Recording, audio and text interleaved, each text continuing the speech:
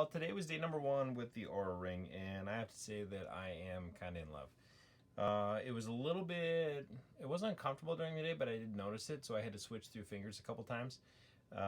Just going from, index finger to ring finger on my other hand to index finger on the other hand. So the recommendation to get something that fits multiple fingers is definitely a huge plus. But overall, besides just the fit, the data on it was awesome. I mean, we pulled up the app. Look at the first page. It talks about readiness and sleepless. Basically, gives you your sleep score for the previous night. So I got a 71 the first night. Didn't sleep that much, so for 5.5 hours. The interesting part is that I actually felt the readiness score was actually really, really on point. So that was really, really cool to see. And then if we go to the next screen, you see the other readiness stuff. It talks about your resting heart rate. Mine was at 49 beats per minute. Heart rate variability, which can tell you about your overall cardiovascular fitness, is really great. Track my body temperature and any change in body temperature, because if it starts to rise, you could be getting sick. It's time for you to take a little bit more time in your recovery. Look at my respiratory rate. I love the scores in this, right? So previous night tells me my sleep score, my sleep balance. So hey, you better pay attention to your sleep balance and make sure you get some more. Activity balance was optimal. Body temperature was optimal. Then if we look at the next screen, it talks about resting heart rate was 49 beats a minute, and my recovery index was something that I have to pay attention to. Excuse me, I'm gonna take a drink.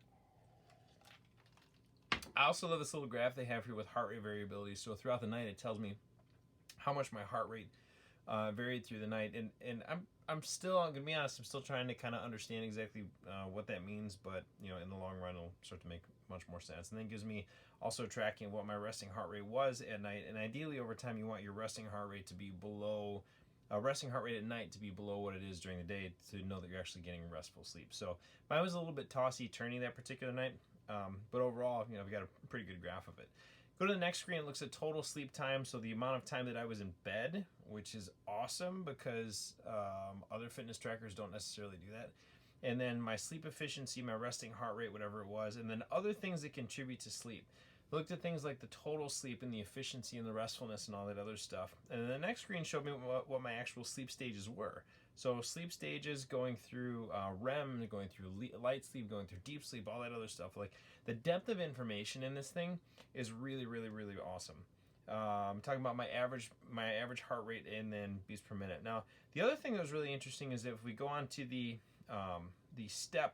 pedometer portion of this. So I actually found it really nice to not be able to look at my steps throughout the day, like looking down at it and trying to whatever.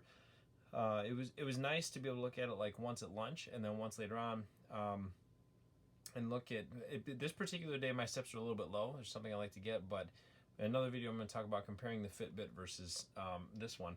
But overall, it also gives you an activity score for the day, which I thought was awesome. So amount of time that you stay active, moving every hour, training frequency. Now I think mine is still kind of trying to understand me, because the idea that I got 10 hours of inactive time for me, for the amount that I was literally on my feet all day except for like driving to and from Howell today, but other than that I was moving pretty much all day. And then I love the graph on the next one that talks about total daily movement throughout the day, how much you actually moved, which I don't know where that equates to 10 hours somewhere. But all in all, first day with the Oura Ring, super comfortable, super good data.